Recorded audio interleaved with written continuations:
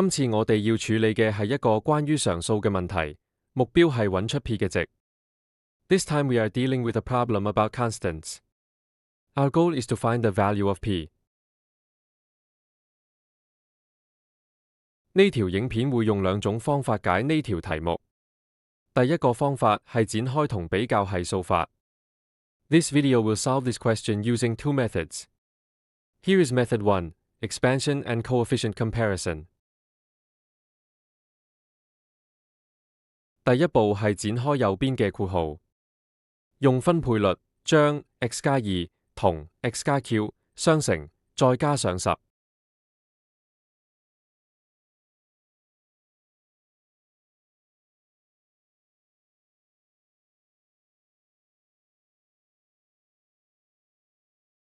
呢度我哋會得到 x 平方加上 qx 再加上 2x 最後加 2q 同10。Here we get x squared plus q times x plus 2 times x and finally plus 2 times q plus 10。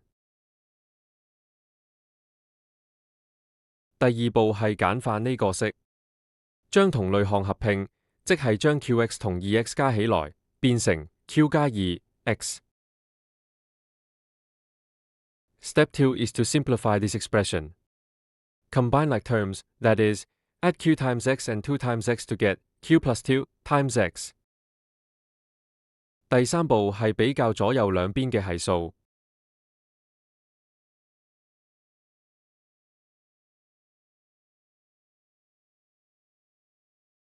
Step 3 is to compare the coefficients on both sides. 第四步係將 x 同常數項嘅係數相等。左邊無 x 項，所以右邊嘅 q 加2要等於0。常數項就係 p 等於 2q 加10。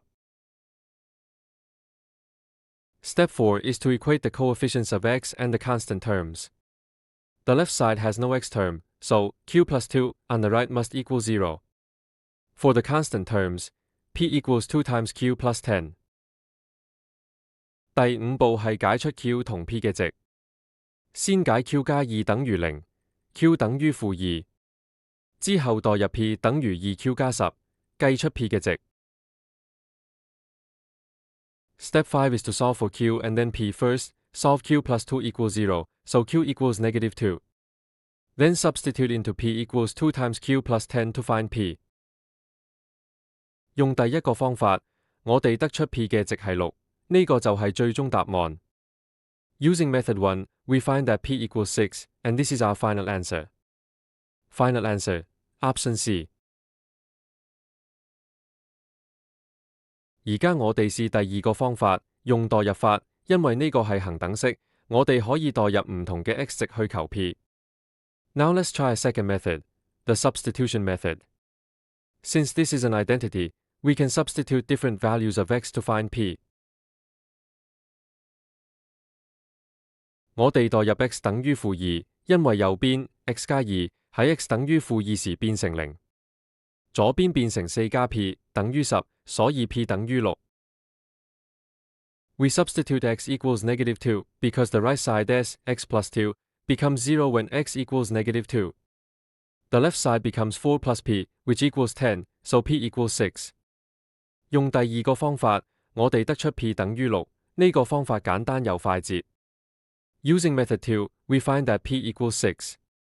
This method is simple and quick. Final answer, option C.